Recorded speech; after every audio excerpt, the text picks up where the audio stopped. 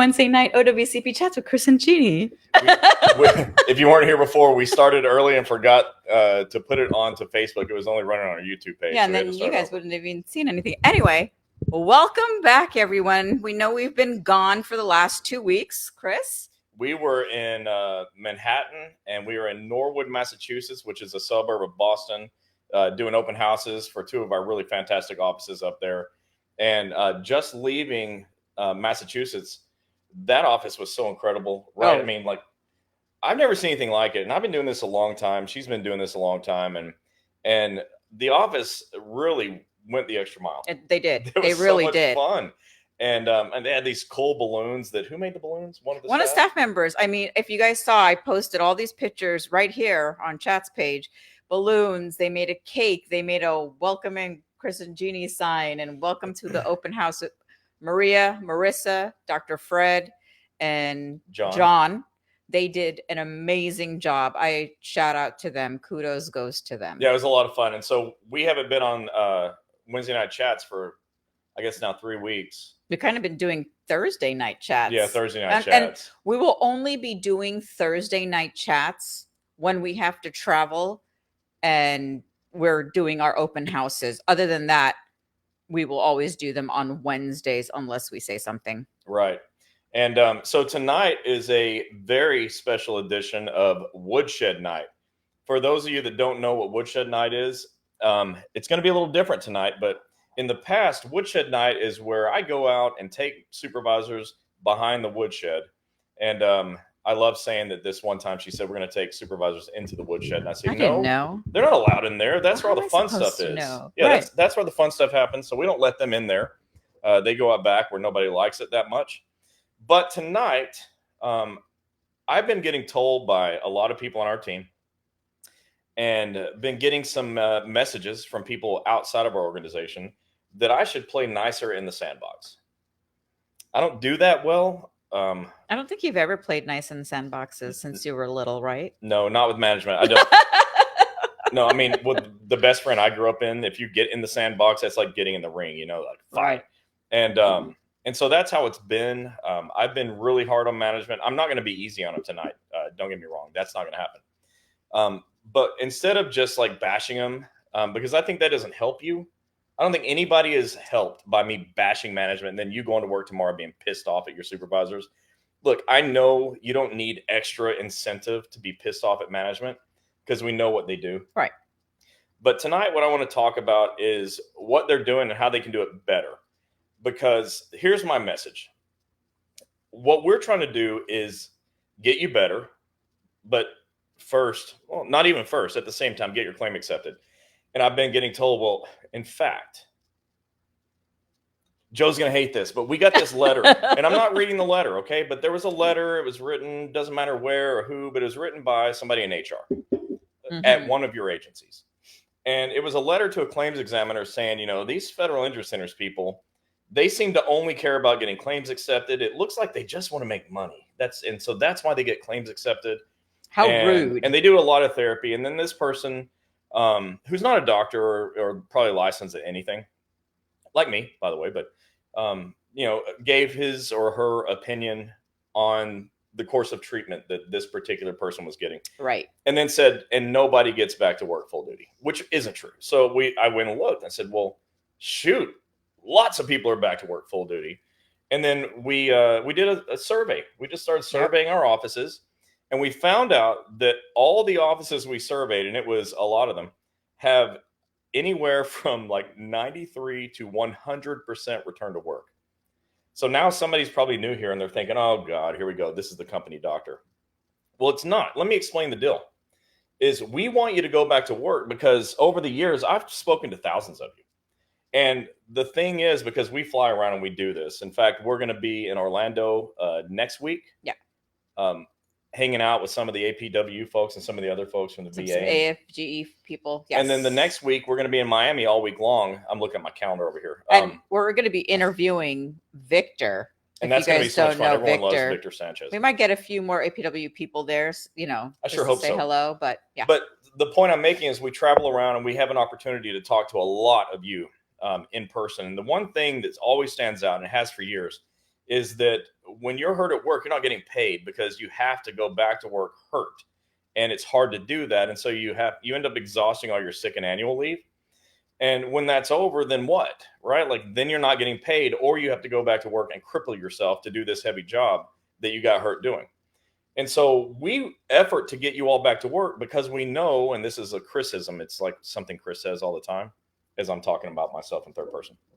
Yes. That the surest way for you to get paid is to go to work and clock in. And we know that. And then somebody told me, well, all you ever talk about is money. I said, well, look, you go talk to federal employees the way I do, and you find out what matters, because getting better matters. But being able to stay in your home matters too. Being able to keep your car and pay for your kids' college tuition. Those things matter to you. And so that's why money is important. It's why we discuss money, because that's what you talk about. And so anyways, this letter went to a claims examiner. And remember in the letter, it was a HR person complaining about the course of treatment. And so after I kind of cooled off a little bit, I realized, wait a minute, this person wrote the letter to the person who approves all the treatment before the treatment's done. I wonder if everyone knows that all treatment in OWCP is required to be pre-authorized, meaning approved in advance by the claims examiners who you write letters to, leave messages for, communicate with, and so forth. The person who approves your claim is also the one that approves all of your treatment. And so this letter was written to the person who approved the treatment. Now, what was she going to do? Was she going to say, well, shame on me, I did a bad job and approved treatment so people can get better? No. Well, anyways, I happened to, and I don't think I told you this, but I saw the response letter by the claims examiner who said, hey, we really don't take letters like this. And we don't play favorites. We're not, everything is based on medical necessity. It's got to be well written and rationalized by a medical doctor, which it all is. And then we pre-authorize the treatment, but thank you for your consideration and your concern. It was pretty awesome. And it reminded me of the claims examiner we spoke to at the AFGE seminar last year, who said, and I'm just summarizing, these weren't his words, but a lot of times when the supervisors say things to them, they sort of like roll their eyes because they realize supervisors don't really know what's going on. And so now that lets me circle back to the purpose of Woodshed Night, because supervisors really don't know what's going on. And so what I want to do tonight is make this message out there in a way where supervisors can hear it without being, pissed off and want to turn off the video. And so maybe somebody will listen and it'll make a dent in one of your lives because I actually was able to change somebody's mind. And so that's what we're going to do tonight. We're going to talk about the things they're doing wrong and how they can do it right. And for you, especially if you're new and you don't know anything about OWCP because you haven't been watching us since 2016, like so many people have, then you're going to learn some things for yourself tonight that you'll be able to use if you get hurt. And I pray you don't, but the sad reality is lots of you do. And we're also going to go over some rules, laws, and regulations that are real codes and real laws. That this is why Chris always tell you to download the book, because they're in there. And if they ever have something to say, you just scroll through and just say, hey, look, such and such code, you may want to read this. Yeah. So pay attention tonight. And we do Woodshed Night every quarter. So as we are in the second quarter, we're doing it again because we know there's a lot of new people. We know that there's a lot of old people and all the supporters that still don't remember, or can't buy the book or whatever it is. So, and I know I have, and I'm saying this out loud, and I don't have a problem. I have a huge following of postal management and supervisors on my LinkedIn page. I have no problem. And I have to say, they've added me. And on top of that, they've never once messaged me or said, hey, whatever you're saying on your chat is not good or anything. They see what I post just as well. Everything that you guys see on Facebook, everybody sees on all of our social media pages. So those supervisors and management out there, pay attention. Maybe you don't know the rules and laws, but we're here to help in any way we can. Well, and in my experience, you definitely don't know them. And in all of my books, I've always written a chapter for management in there because I think it's, just in the off chance that somebody gets my book and says, hey, I'm going to read this one chapter. then it can really change a lot of people's lives. Yeah. And so I've always done that. Now, the book is called Breaking OWCP. You can find it at breakingowcp.com. And one of the people on my team says, man, Chris, I wish you wouldn't have titled it Breaking OWCP. You're just, you're probably putting a target on your back. I said, well, that target's been there since 2007, and I'm still here. But let me explain, it's not really breaking OWCP, it's breaking the code.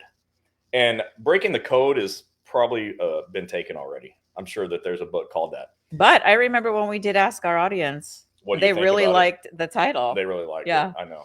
And so it's really breaking the code of OWCP because so many of you are so confused and really desperate because it's so complicated. And so I wrote a series of 4 books called Breaking OWCP, Volume 1, 2, 3, and 4. Different content in each book. And it's there to help you navigate this system. I do not currently sell them in paperback form. They're only as PDFs because I have this other saying that I want you to put Breaking OWCP in your pocket. And why? Because everybody has their phone with them all the time. All the time. And you usually, especially guys, put your phone in your pocket.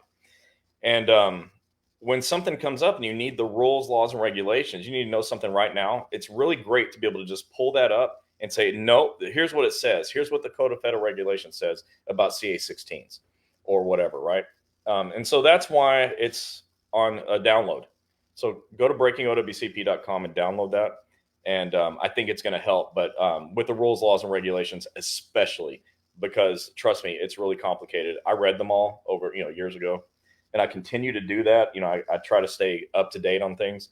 And if enough new things come out, there will be a 5th volume. Yeah. But for now, we're good with 4. Okay.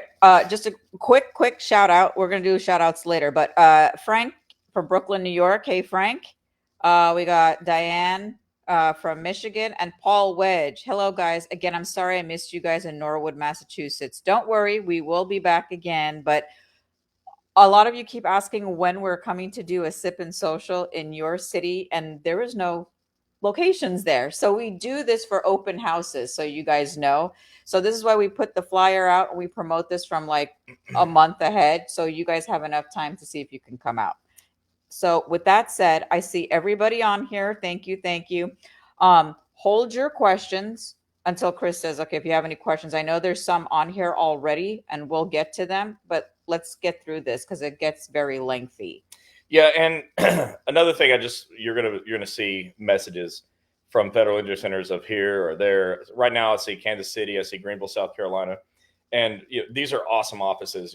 If you're in these areas, you're gonna really appreciate what they're able to get done for you, because not only are they going to get your claim accepted, but you'll get better and back to work.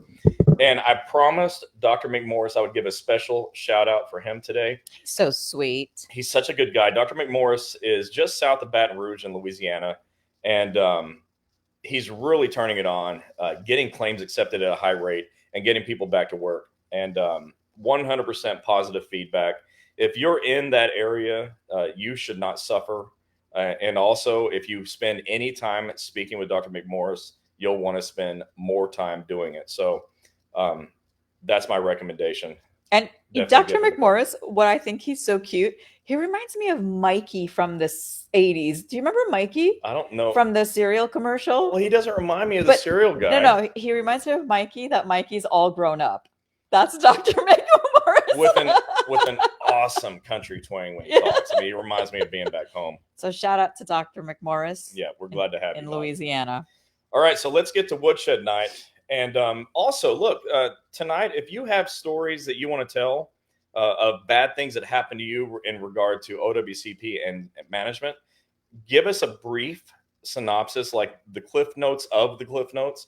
If you write a novel, I won't be able to read it because people can't keep up. So, but supervisor told me that he didn't have to give me a CA-16. That would be and then we can answer it. Yeah. Or somebody told me that I only had 3 days to report an injury. Right. So I'd like to know what management's telling you, because that way I can, especially if it's something I haven't planned on discussing, right, I can address it, and maybe we won't have that problem as often in the future. So that's what I'd like to have happen. If you can do that for me, then I'll talk about your story online. In the meantime, I'm going to share again. Yeah. And if you'll share also, that'd be great. And then I am going to get to it. Look, I hate when people do this. I was watching this video today, and it was like this whole giant buildup, and I figured it was going to take 30 minutes to get to the point, so I just turned it off. So I'm not going to do that to you, but share this because lots of people have no idea that we're here helping, and way too many of you think that there's no hope in OWCP, and there is. And how do I know that? Because I think we're just about to 5,000 accepted claims. And for all those almost 5,000 people, I mean, how would you feel if they came to you and said you have to stop going and your claim got accepted, like with the HR people? Yeah, that's not fair. Yeah. And so you need to know your rights, and that's what's going to happen here. So these are the things that we've seen management do wrong, and I'm going to tell you about it. I'm going to try not to cuss them out because that's how I feel, but I'm going to hold that in because I've been asked to play nice in the sandbox. We'll see how long this lasts. So here's the first problem. I'm going to take them in the best order possible. The first problem, no, I'm going to go backwards behind that. The first problem is the management treats you bad. And I have a management background, and I've read most of the books on the Barnes and Noble shelf on how to do great management. And one of the things, Rich is on here, LOL. Hey, Rich. Hi, Rich. One of the things that I've learned over my own experience as being a manager of people, and I've managed hundreds of people in my career that's been nearly 30 years, is that the very best way to treat people is to love everybody. And is that easy? No, because I don't love everybody, but I treat everybody with that kind of love and respect that's needed. And I think that is, Rich is telling you hi. It's like a whole thing. I think that's the biggest problem. In fact, I honestly could stop right there and say, management, if you treated your people with love, everything would go more smoothly. But instead, what happens is you treat people with contempt. And having a work injury is like some terrible thing that they did against you. Nobody did anything to you. They got hurt, and the law allows them to get help. OWCP's been around since, I think Joe said 1916. Yeah. So for over a century, this has kind of been the rule, and you all are breaking the rules, and you should stop that, because if you'll stop it, people will get better faster. It's my guess, having spoken to nearly zero managers, okay? But it's my guess that what they want most is A, for you not to report your injury, and that's not fair. You have a right legally. But B, to get back to work as soon as possible. The problem is that when they delay allowing you to report your injury, that delays getting you back to work. When they delay giving you your forms, it delays getting you back to work, right? When they delay limited duty assignments, it absolutely delays getting you back to work. So if management would look at you and say, okay, what do I want? I want you to get back to work. How would I get that done? Well, how I would get that done is help you get back to work, not, embarrass you, retaliate against you, threaten you, or as we see, fire people, which is against the law. It's against the law in so many places. I can think of 3 places right now where it tells you don't do that. And, they should adhere to the law, but they don't. So that's number one. Treat people with love, not just respect, but love. Agreed. And it's something that I think maybe federal agencies should have some management training, like train their supervisors on how to treat the people. Because I also think, I don't have anything to back this up, but it seems like common sense. I think that if management treated their people with love, that more and more of you would find ways to get back to work faster. And I would caution you, because I wouldn't want you to go back so fast you get hurt worse. But right now there's this adversarial relationship between management and you that could go away and should go away. And if it did, I think that would solve so many of the problems. So I wanted to put that first. But the next, let's say, rule problem, or the first rule problem, is they tell you that it's too late. You can't report your injury. And what? How long do you have to report an injury? I think it's 3 years. It is 3 Yes. years. But what they tell you is like, well, it's 30 days, 30 days passed, or you only had 2 weeks. Or what they'll do is they'll write you up because you waited more than, like, you didn't report right away. And so because you didn't report right away, they write you up because you didn't report. I mean, what the heck is that? And so I get people all the time saying, well, but my manager wrote me up. And I'll say to you, if you have a strong union, which so many of you do, get help there, because they can usually help get that off your record, because you have 3 years to report an injury. And you just need to know that, and tell your friends too, because your friends don't know. They're not even here watching, and they're not here watching because you haven't shared. So do that so that they'll know that we're here helping. But that's what management does. They try to make it to where you won't report your injury because they say it's too late. It's not too late when you have 3 years. And if it's a CA2 claim that developed over time, it didn't happen in a single incident, you have 3 years from when you realized it was work related. So maybe you've been like dealing with knee pain for the last year and a half, and then you go to the doctor and the doctor says, well, what do you do for a living? Well, I carry the mail. Really? Well, what do you do to carry the mail? Well, I walk 8 or 10 miles a day up and down stairs, carrying heavy packages. Oh, well, do you think maybe your knee pain could be work related? And you have that eureka moment. Oh yeah. Well, now it's been a year and a half, but you have 3 years from that point to report your injury. That's where most people would give up. They're like, well, shoot, I missed my deadline. It's too late. Well, it's not too late. I need your phone. So no, you can't. Just stay. Okay, I can't read the messages then. What happened? I don't know. Something flashed or Well, I heard restart a it. boom. I'm trying. It's fine. There's messages here. Okay. There never fails that we have a technical difficulty. Goodness. Last week, the sound wasn't working on perfectly good microphones. The week before, the Wi-Fi cut out in the office building we were in. Wasn't my Wi-Fi, but it was gone. Anyways, so you have 3 years to report your injury. That's very important. Supervisors are going to tell you something different, but just know that's not the truth. And when you have like breaking OWCP, you'll have the rules, laws, and regulations, and you can show it to them. So that's the first thing they do wrong. That they should stop immediately because it's preventing you from getting care for legitimate injuries that you have. The next thing they do is in a CA1 claim, if you report your injury within 7 days, then you're eligible for what's called a Form CA16. The CA16 pays your medical bills for the first 60 days following a CA1 injury that happened in a single shift, as long as you report it in 7 days. Well, Chris, you just said 3 years. Yes, I did. You have 3 years to report. If you wait that long, you're not getting a CA16. But if you report within 7 days, you can have one right away. Now, the thing is, the CA10 is called what a federal employee should do when injured at work. It says report as soon as possible, but that's like going to trick you up most of the time because there's the rub some dirt on it crowd. I first coined the rub some dirt on it crowd in California when we were in Sacramento training APW. And I found this table and I said, you guys are the rub some dirt on it crowd. They just look tough. Like you'll rub some dirt on it for sure. Well, if you rub some dirt on it and hope for the best, then what's going to happen is 8 days are going to pass and you no longer can have a CA16. And now you're responsible for paying your medical bills until your claim gets accepted, if it ever gets accepted. But you have to understand that most injuries are not terribly severe and could resolve in 60 days. And if you had a CA16, all your bills during your course of treatment will be covered. So supervisors say they don't have to, but the Code of Federal Regulations says they shall give it to you within 4 hours of the claimed injury. Shall. Now, it does not say they shall give it to you if your injury is severe enough, if they feel like it, if they know what a CA16 is, or if they're just particularly not in a good mood or whatever. They're required to give it to you. No exceptions to this on a CA1 injury that's reported within 7 days. And what I've found out through lots of experience is those of you that don't get a CA16 typically have the worst time with OWCP because you start making fear decisions on how you're going to get, treatment because you're worried about how you're going to pay for it. Paul, it's actually 45 days of COP, not 60. Right. Yeah. And I'm going to get to that. And in fact, that's the next thing. Most of the time, especially the rub some dirt on it crowd, you'll say, well, maybe I'll just get better. I'm just going to feel better. And then 30 days passes and now you can't have continuation of pay.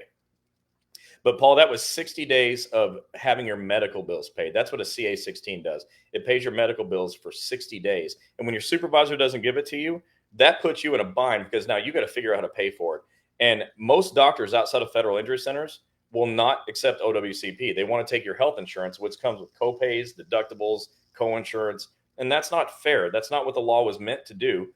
The law was meant for you to be able to get help by the government, not by your own health insurance, which, by the way, the more you use your own health insurance for work injuries, the more your health insurance is going to cost you in the future because utilization is what drives it up. Yep.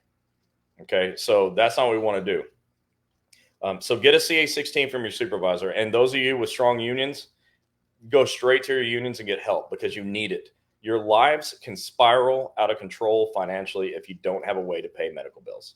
We Correct. see it. That's how I know. I'm not saying it's a fact. I'm saying I've seen it, period. I hope it doesn't happen to you, but it happens too often. The next thing is continuation of pay. If you rub dirt on it, you wait 30 days, you can't have it. Continuation of pay on a CA1 claim that happened in a single shift will give you up to 45 days of time off, and they'll pay you for it, for your time off. And too many times supervisors will code your COP as annual leave. And you need to pay attention to that because when your annual leave's gone, it's a pain to get it back. Now, the union folks that I know say that they can just go and code it differently and change it and just go back in and switch it from annual to COP. And that's what you want, because if you report right away, you have a CA-16 to pay your bills for 60 days, and you have COP to pay for your time off for a month and a half if you needed it. Now, I'm not suggesting you should take a month and a half off because OWCP work injuries are not meant to be a vacation. And most of you, I think, want to go back to work anyways, right? So that's what needs to happen. Get COP so that you have a way to take off if you need it. Then you don't have to use your own sick and annual leave. But management will constantly code it as annual leave. So pay close attention to this and file grievances if you have to. Again, I'm not looking for you to have more trouble with management. No. But you didn't ask for this. They did it. And you have to protect yourself. And that's how you do it. Oh, and one thing, because I got this question today from one of the offices. There was a patient in the office and the supervisor wanted to talk to the case manager. No. I told her no. So the supervisor wanted to call her when she was at the doctor's office so she could speak to the case manager and she could get the information. No. It's not happening. So that's another rule. Yes. Management, nobody in the agency is allowed to call and communicate with your doctor without your consent and knowledge. So if they call any of our offices, we're required to tell them that the Code of Federal Regulations does not allow them to make that phone call and that they have to get permission from you. That's the rule. And that makes sense because otherwise management can go around you and maybe influence the doctor negatively. And that's, I think, what they're trying to avoid with the rules. And so management is not allowed to call your doctor and speak to them without your consent. That's a HIPAA violation. Yeah, and doctors should know better anyways. They can't share your medical history with anybody outside of, this OWCP system. And management is outside because their primary role is to fill out forms and get out of the way. You see how I said that? I said it so nice. Normally I say to fill out the forms. No, we're not going to say it. Get the heck out of the way. Right. Can I just interrupt because please. Dr. Cox, this is what we were talking about for all the people that are listening in the world. This is the Dynamic Healthcare Carolina in Charlotte, North Carolina, FIC. 98% of his patients back to work last week and 94% over the last 6 months. It's about the care offered through Dynamic Health Carolinas and FIC clinics offering the fast path back to health. Yeah, that's awesome. And that's what we're about. We're about getting your claim accepted and getting you better so you can go back to work so you can get paid. Right. Oh, there you go again, Chris, talking about money. Yeah, because it matters. It does. I don't think money makes the world go around, but it sure as heck makes your household go around, and you need it. And so, we're sensitive to that. All right, so we talked about you have 3 years to report an injury. That you report your injury within 7 days, you can have a CA-16, and since it's also within 30 days, you can have COP. And management needs to stop getting in the way of that. And if they treat you with love, and by the way, I don't even know how many supervisors we've ever treated, but lots, right? There's been, a few. We've heard offices have called us after hours and told us we were in one treating. office. Yeah, we were. I'm not going to say which one, but we were in an office, and there was a supervisor there getting treated. He was so sweet too. He was a super guy, no problems. But not about him. But what it makes me think is it's all fun and games until it's you. And remember the supervisor who gave her own sister a hard time? Oh. We were laughing. We were like, what? Your sister is a supervisor and she's, I'm not going to say what craft, but she asked her sister if she had her injury, if she can get a CA1. Her sister told her no. Absolutely not. I was like, wait, what? What, do you hate your sister? But she said they were so close. But when it comes to their job, They don't deal well. Yeah. So don't do that stuff, supervisors. And again, this is Woodshed Night. If you're just tuning in, you're like, wait, this doesn't sound like Woodshed Night. Chris is being nice tonight. I know it's painful, but let's see how much longer we can do this. I'm going to read some questions here. Read some questions. Miss Kimball, go ahead and ask your question. You don't have to ask if you can ask a question. Yeah, anybody can us. ask. Remember to try to keep it brief, because when you write a novel, it's just really hard to follow and it's hard for other people to understand. And the purpose of this is to teach, and I like everyone to understand. So try to keep your questions as brief as possible. I am reading from what I could see first on my phone. So if I missed yours, go back now, because I was having phone issues and I'm sorry. Yeah, she had to restart. So I'm at Diana Cardona. This is where I'm at in the message. You should always at least write a statement and specify you do not wish to seek a medical treatment at the moment, just to cover yourself. Should she say that? No. Why would you need to do that? That's what she's saying. You should always at least write a statement and specify you do not wish to seek medical treatment at the moment, just to cover yourself. No, you don't need to cover yourself. It's nobody's business if you seek medical treatment or not. You don't have to do that. What you have to do is write your fill out your CA1 or CA2 on eComp. Definitely write an employee statement, like write a statement of what happened. But whether or not you decide to get medical care is nobody's business. You don't have to justify, and you don't have to feel sorry if you go get medical attention either. The supervisors are not allowed to get in your way of getting care. And that's going to be the next thing, that you get to choose your own doctor. But, I don't want you to feel like you've got to justify your filing a work injury. That's not fair to you. It's like you woke up that morning and go, wow, I hope I get hurt today and don't have to go to the doctor. That doesn't make any sense. That's why we tell you to write the detailed employee statement. Like literally some of our doctors write, okay, what time did you get up this morning? What did you do? Were you in the kitchen? All the way till you got into that injury. So it has to be detailed. And what we find is that people that feel like you, and you're not alone, okay? People feel like that all the time, is it usually stems from being scared, like just fearful of what management's going to do. And here we are with Woodshed Night. Managers, why should your people feel scared to report an injury? They're hurt. They're like legitimately hurt. And if they're not legitimately hurt, guess what happens? The claim doesn't get approved. Because legitimate injuries get approved. Ones that are not don't get approved. So there's no damage here except to the person who's hurt. Don't treat people that way. Oh, Chris, people shouldn't be fearful of reporting an injury. You've done this since 2007. Have you ever seen, because I haven't, but I don't know about you, have you ever seen somebody come in with a lie saying that, that it was a fake injury? I've never seen it. Since 2007. Never. Okay. No, we're talking 10,000 people that have been patients in various practices that I've been involved in. And I don't see people doing that. But that's because, by and large, the federal workforce wants to keep their job and make it to retirement.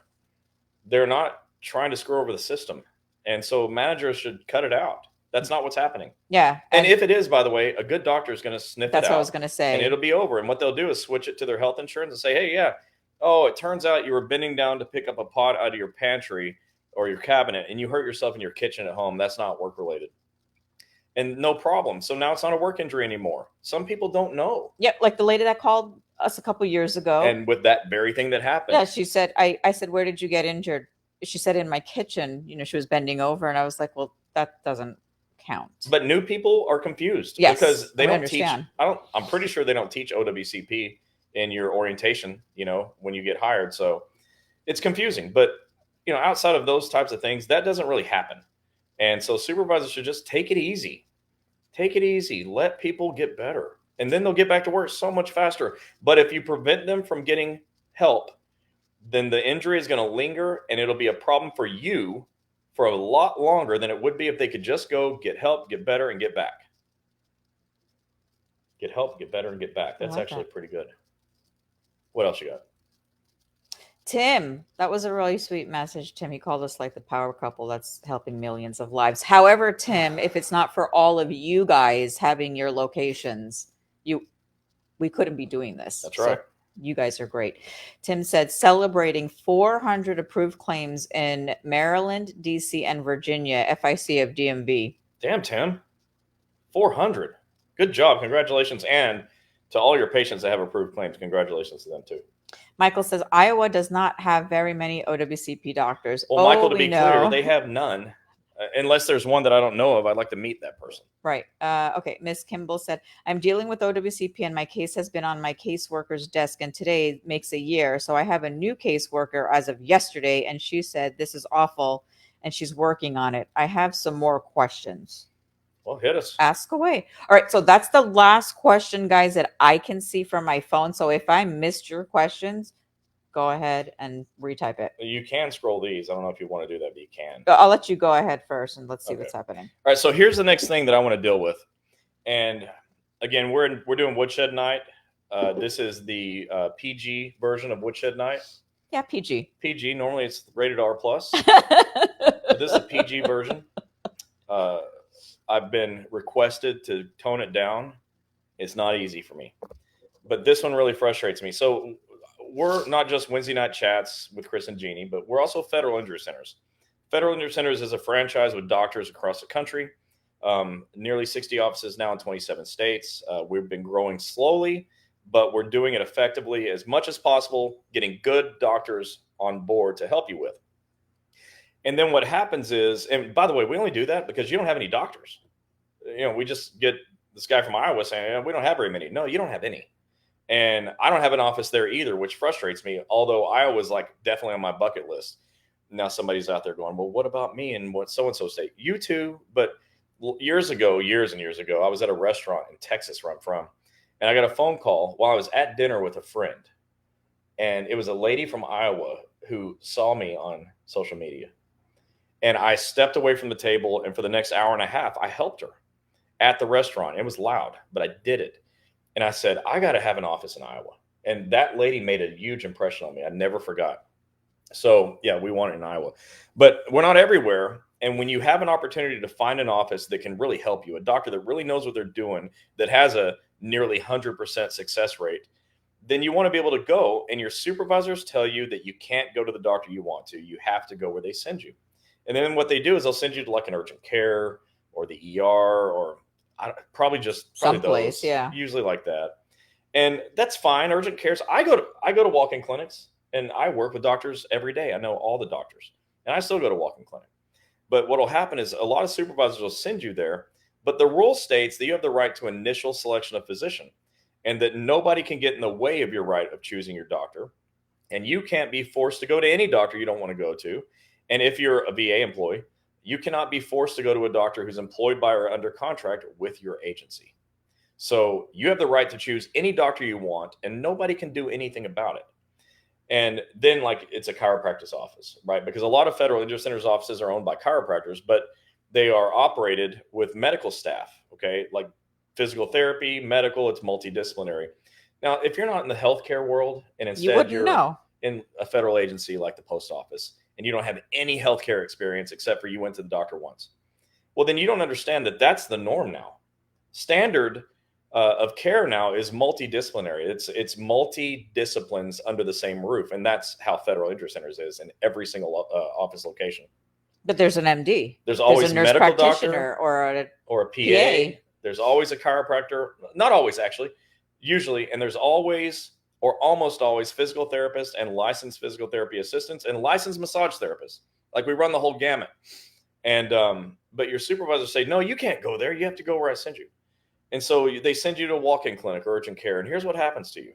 You get seen by an awesome nurse practitioner or PA. Correct. And they probably graduate top of their class. Okay. Best ever. So good. I wish I could hire them myself to work in our offices. Right. But they have a job. And they do a great job with you. They diagnose you properly. They give you great treatment or at least a good prescription for some medication, I guess. And then they send you on your way with your CA-17. And, they wrote a narrative. It's probably a paragraph long, which is inadequate. But no medical doctor's signature, which means an automatic denial. So they're sending you to an automatic denial. And the rule states you can go anywhere you want to go. And what I want to tell management here is cut that out. Yeah.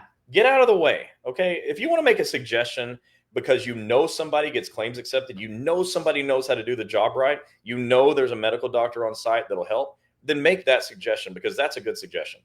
Just because it says, Helms Chiropractic, that doesn't mean that it's not a federal injury centers or there's not an MD inside. It's okay. A lot of people call, and the messages I get is, I called your office in wherever, and it was a chiropractic office. It is, if you call the number on our website, it is the FIC office. Yeah, and check this out. That letter I was telling you about earlier that was written by a supervisor to a claims examiner. In that letter, they also said, and it's a chiropractic office. Right. This is what I'm talking about. I just want to go, and? Because in that chiropractic office, let me show you what happened. They saw the medical doctor. They saw the nurse practitioner. They were evaluated by a physical therapist and treated by a physical therapist and a licensed physical therapy assistant. Did I say chiropractor in there? Not at all. Because it's owned by a chiropractor. It's not a chiropractic system, because OWCP by and large is not a chiropractic system. So don't let your supervisors tell you you can't go to the chiropractor's office when the medical doctor and physical therapist work there too. Yeah. Even if it bold big letters say chiropractic office on the outside. Yeah. It's still Check them out. Yeah. Check them out. Ask. Maybe there's a medical doctor and a PT on the inside. That's what you want. Yes. As our mentor Sean said, you're in the right place. Yes. You're in the right place. So supervisors, you got to get out of the way. Your job is to fill out the forms and get out of the way. Yeah.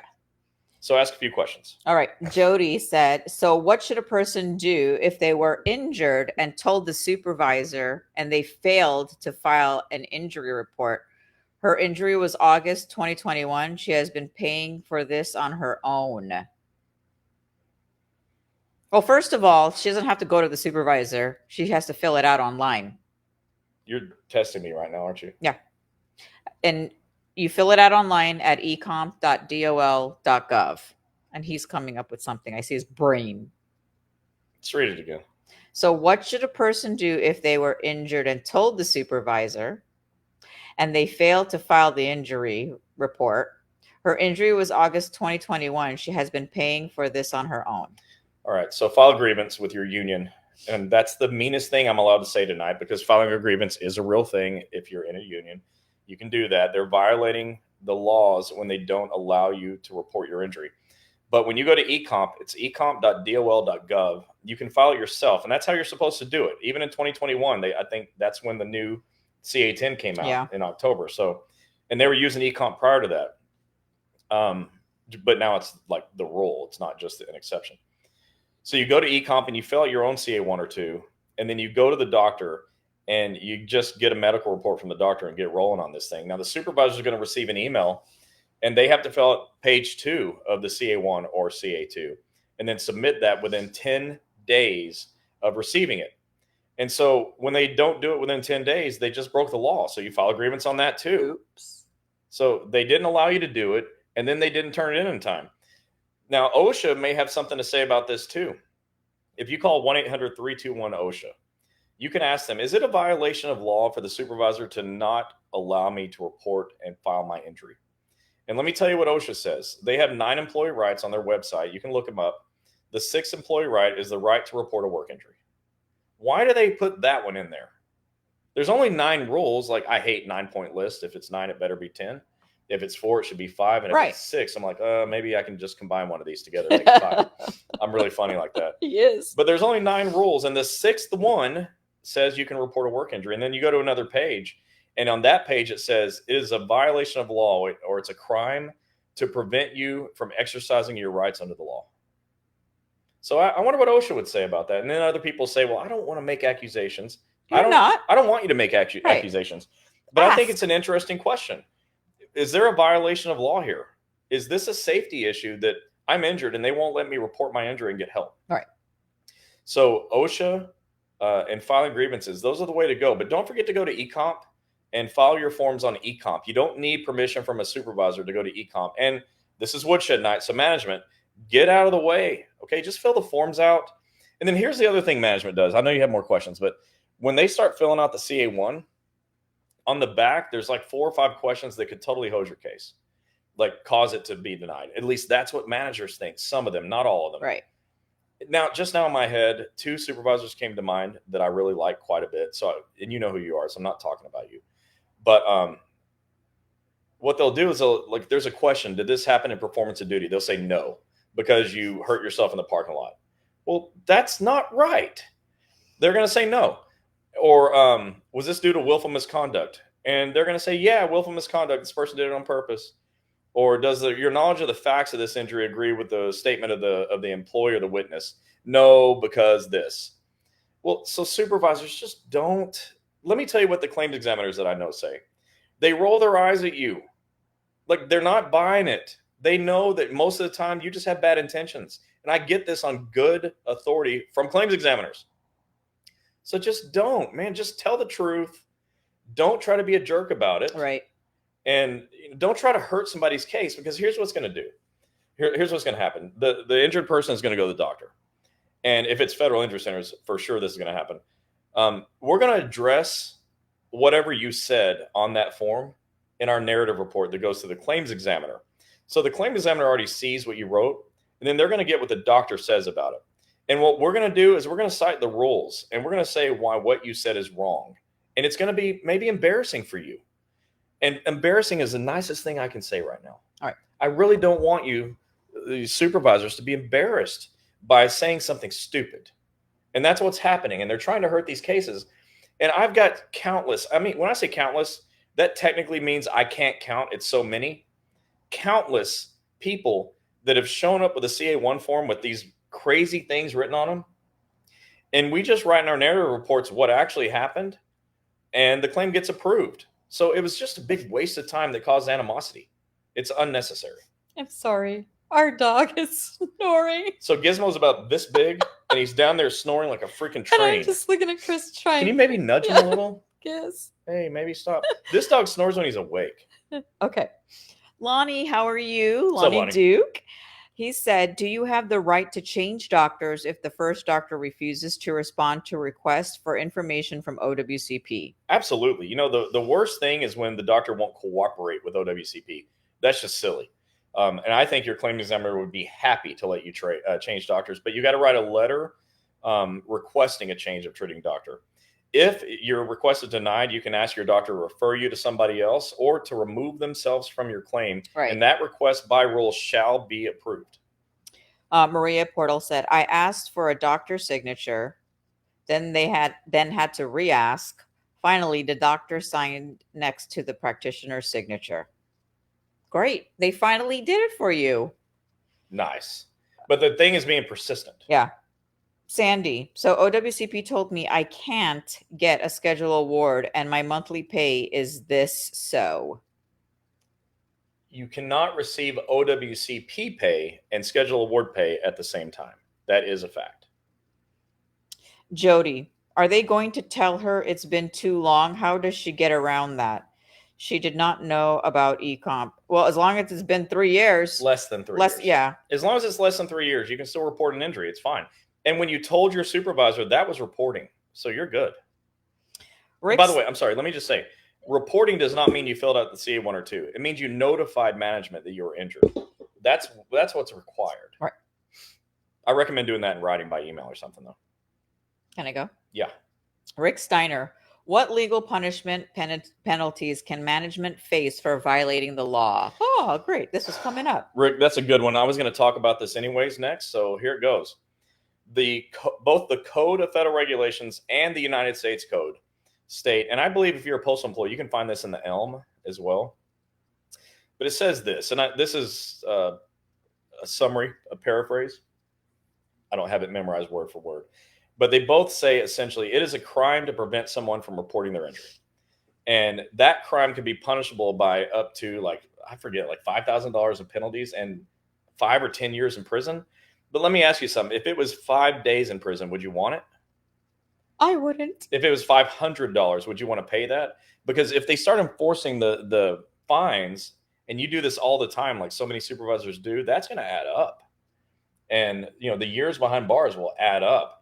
Yeah, those penalties are real. I discussed those at length in my first book, Breaking OWCP, including the specific U.S. codes and the specific Code of Federal Regulations. And I remember Chris and I were having lunch with a particular state president, and he told us that this happened. So we actually knew. We didn't know who they were, but we know of a supervisor that got fined and had to go to the Bye-bye land. So again, we're doing woodshed night, the PG version.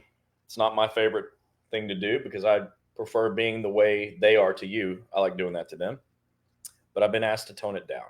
So we've talked about that you have 3 years to report and still be able to get help, that you can report immediately within 7 days, but immediately and get a CA-16 to pay all your bills for 60 days.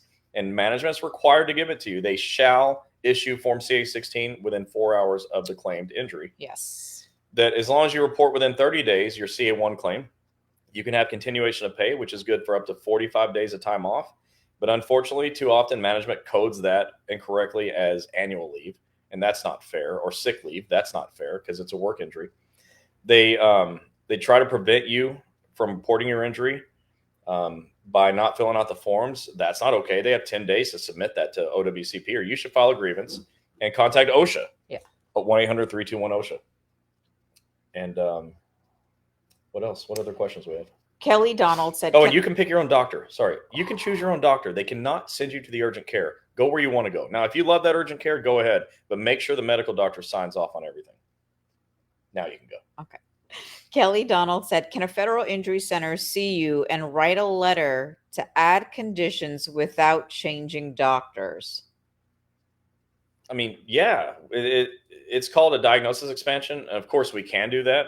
If you had your doctor make a referral to us, we could absolutely do it. Denise Bailey said, I'm filling out the CA7 for a schedule award. Any advice? Fill it out perfectly. You cannot receive a schedule award payment at the same time you're receiving any other OWCP payments. So that's important, unless it's on another claim. So there is that exception to the rule.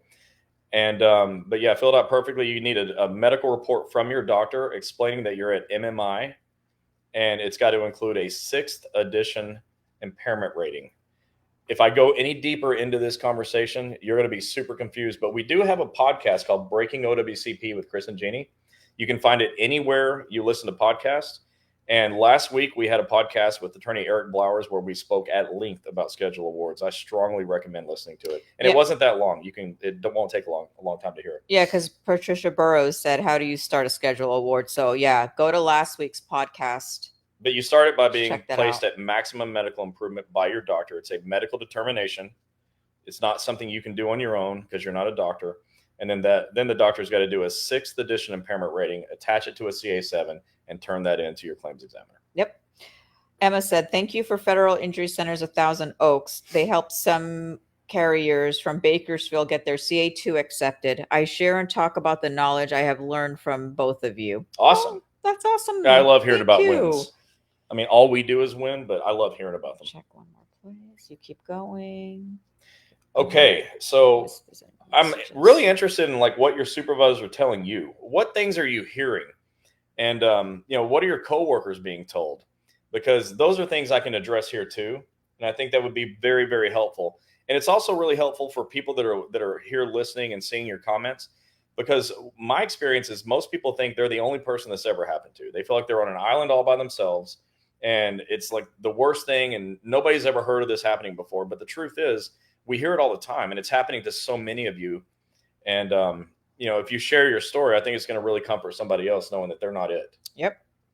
Sorry, I have to get to the pages. So, hey, check this out. Coming up after Orlando, we're going to Miami, but we're going to be in California next month too, right? Yes, APW in San Francisco. In San Francisco for their state convention. Yeah, that's going to be great. I love going to California to do this because the folks there are so grateful. And they pack the room. Like it's going to shock me if there's not 200 people in the room. Yeah, they always do a great job. That'll be really, really surprising. And we make a huge impact when we're able to talk to that many people. Yeah. Any questions? What other questions do you have? So let me just recap. This has been hard for me because normally I just like light the world on fire and I can just go. Like I get into this rhythm and this flow and it's like really, really mean. And you can go back and watch past Woodshed Nights. You'll know what I'm talking about. I haven't said a single cuss word all night long.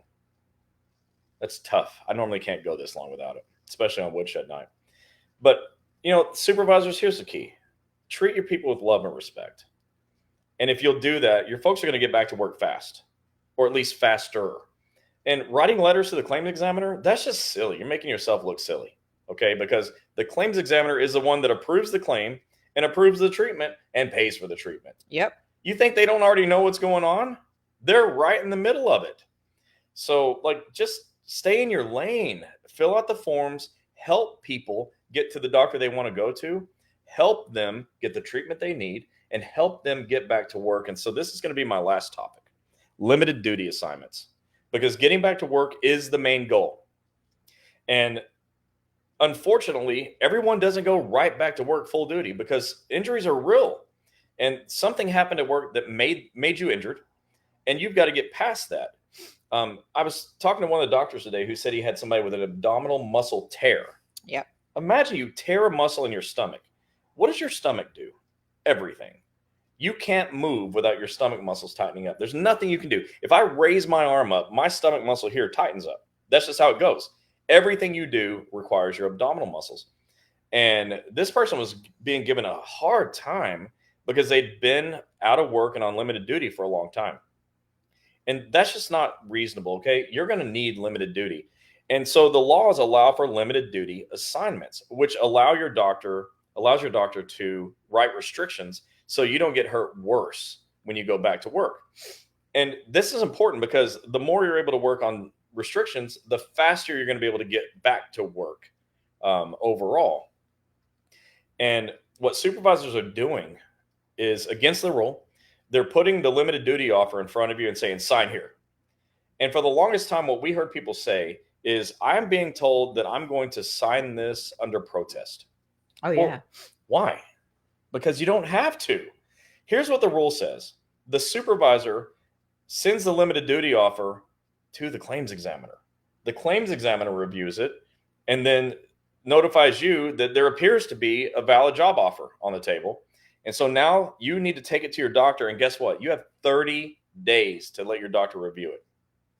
I don't think it should take 30 days, but the law gives you 30 days. And if your doctor says, not so fast, this doesn't work, then they'll give the doctor another 14 days to figure this thing out. So or 15, whatever it is, it's like 6 weeks. Okay. But management is saying, sign now. And you're being told, well, just sign under protest. Well, what does that mean? You don't need to sign under protest. I've read all the rules under limited duty offers. I mean, you can, okay? But I've read all the rules, all the laws, okay? I know everything about them. And I'm telling you right now, the law allows you to take 30 days to let your doctor look at it. So if your doctor could look at it and possibly say no, why would you sign it now? So that's a big problem that management is causing, because if they would just follow the rules, you'd actually get back to work way faster. But instead, what's happening is you're going to sign under protest. You're going to be angry about it. You're going to be scared and not know, like, am I going to go back to work and get hurt again? And that's not fair to you. And if management would just follow the rules, and that's what they're there for. It's like you're speeding down the road and the speed limit says 70. I'm going to go 90. I don't care. I know lots of you do that. Okay. I've been on the highway. But like when the cop pulls you over, the cop doesn't say, well, you didn't really want to follow that rule. No problem. That's okay. Okay. Yeah, I'm drinking and driving. It was fun. I don't really want to follow that rule. I'm going to read this question. Go ahead. Kelly Donald, my doctor will not write any letters, requests on my behalf to expand the conditions. So do I need a referral to FIC? Closest is 2 hours away. Well, I'm not here to tell you to go to federal injury centers. In fact, that's not our motto, our thing at all. We don't tell you to go to our office. If you want to, you're welcome to. You can go to our website, federalinjurycenters.com, and look at the locations, and you know the closest one's 2 hours. You're welcome to do it. We will gladly help you, but I'm not going to sit here and tell you to do it. If you want to do it, you can, and we'll help you. Judy Lynn, I waited a week before they allowed me to see a doctor. I've dealt with this. You can go see the doctor today, any doctor you want.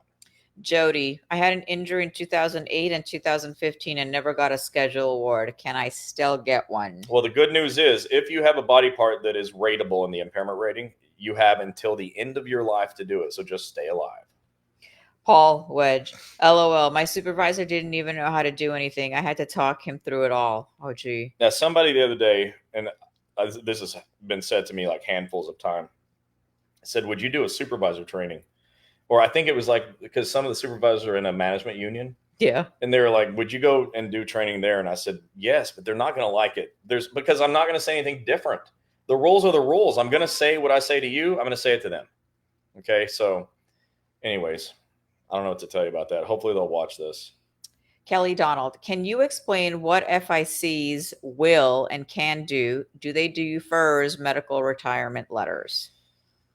So it's a woman, right? Yeah. She. So you have to say what we do. Okay. Well, yes. So she's asking, do we do letters for federal disability retirement? Okay. That's what FERS is.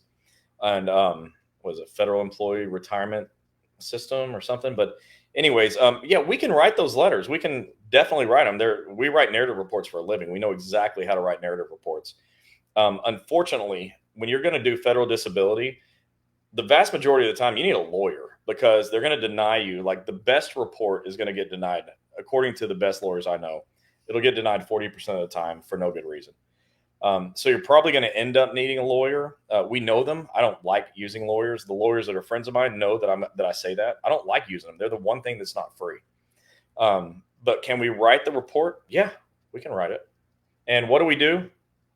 We do initial medical evaluations to evaluate your injury claim, to write narrative reports, to send in to get your claim accepted. We do physical therapy treatment to help you get better and back to work. If referrals are needed for things like orthopedic surgery or specialists, yeah, we make referrals out to that and we co-manage the case with the specialist. And then we fill out the forms like the CA-17 to help you get back to work. All right. I think this is the last question. Donna Hartman, if we are on Social Security disability, do we need to wait until age 67 to claim a schedule award? What if OWCP closes your case by then? Well, great question. Yeah, that is a great question, but it doesn't matter. Remember, you have till death to file for a schedule award. Claims always get closed by that point. So don't worry about that. It'll get reopened. Don't sweat that. You just need your claim approved at some point. And you can't receive OWCP payments at the same time as schedule award. What else? I'm reading this last one here.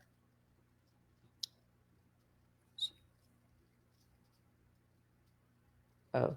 Talk amongst yourself while we're reading. Okay, so this person, there was a limited duty. They were trying to get limited duty, and the agency said that they don't have any work for them. Well, when the claim's approved, if the agency won't let you work, then you're going to get paid LWOP to be home. I think that's not optimal. That's not ideal at all. The agency is short-sighted in this case. They need to find work for you because it's better for you to get back to work. It costs the agency more money to pay you to sit home than it does to pay you to do a limited duty job. That's just silly. The cost of having someone sit home, get paid, and do nothing is so much higher than the cost of you sitting in a chair at work and pushing papers and pencils. Right? Find something for you to do so you're doing something productive while the government's paying you. That's my position on it, and I think it's the right position. Kelly said, my supervisor never honored the restrictions. Almost 2 years later, they're letting me go. Whoa. Well, you need to speak with your union about that. There's nothing I can do about it, unfortunately. But your unions are there for that purpose. They're there to protect you in the event that they want to let you go. And there's Tina said, yes, you do. I'm 67 now. Excellent. What was that for? The schedule award and the Social Security. Oh, okay. So that's it for the questions tonight. Well, everyone, look. So if you're new here, then why do they not help get limited duty? Okay, so we're here doing woodshed night, Jill, and we do that because supervisors don't do the right job. And we're highlighting the things that they're doing wrong and letting you know what's wrong so that you'll know what's right. And hopefully some supervisor will look at this and go, oh, I'm doing it all wrong. I'm hurting people. And that lady who didn't help her own sister, maybe she feels sorry and we'll fix that one day. I don't know. I know. Yes, our Gilbert office does do shoulders. Of course. Absolutely. Yeah. That office has a medical doctor, a nurse practitioner, a full therapy staff, massage staff. Yeah, they've got everything you need. All right, guys. Well, we're glad you were on tonight. As a recap, we talked about management, the rules, laws, and regulations. Is everything okay? I was like, is somebody behind me? Yeah, there's somebody behind you. I see the palm tree. We talked about the rules, laws, and regulations. We tried to make it really, what happened? Just And yeah, and we hope we didn't hurt anybody's feelings, but I'll try harder next time. I'm just trying to see like I how it went over this time. I'm curious like what your feedback is. Did you like Woodshed Night tonight? or did you like the other nights? Did you like it better before when Chris Helms was a lot more fiery than he was tonight? But either way, I hope you learned a lot and that you're able to take this back to work and help your friends also, because again, so many of them are not here seeing this. And it's just no matter how hard we try, we've been doing this since 2016. And we still see so many people who've never heard of us. It's unbelievable. So tell your friends that we're here doing this on Wednesday nights. We want to be able to help as many people as possible. And then if you decide you want to go to federal injury centers, that's free. We never charge anybody out of pocket ever, no matter what. And you can find all of the locations at www.federalinjurycenters.com. And be like Carly DeVault and tell all your friends. Thank you, Carly. And by the way, Carly, we cannot wait to see you next month, especially you. Aw. All right, guys. We will see you guys next Wednesday. I'm not 100% sure we're going to be on. No, we got to have Victor. Wednesday. No, he's doing it in Miami. That's the following week. The following week. Because we are going to be in the Orlando area Wednesday, Thursday, Friday, meeting up with some APW, hopefully some of the mail handlers and some folks from VA with AFGE. But if anybody is a union or union steward in the Orlando area, Wednesday, Thursday, Friday, and would like to meet with us, we'd love to meet you. Please message me and I will give you the location. And if there's anybody that just wants to come say hello, come by. Well, you know what? We're going to bring some books. If you're in the Orlando area and you want to come see us, and you know you're going to come see us because I have to calculate how many books we're going to bring. Let us know. But yeah, I'll let you know where we're going to be. So everyone have a great night. I hope you loved Woodshed Night. Follow us and on Breaking OWCP Podcast with Chris and Gini. It comes out as often as we can record a podcast episode. You can hear it everywhere that you listen to podcasts. Yeah. All right, everyone. Have a great night. We'll see you next time. Bye, everybody. See you next week.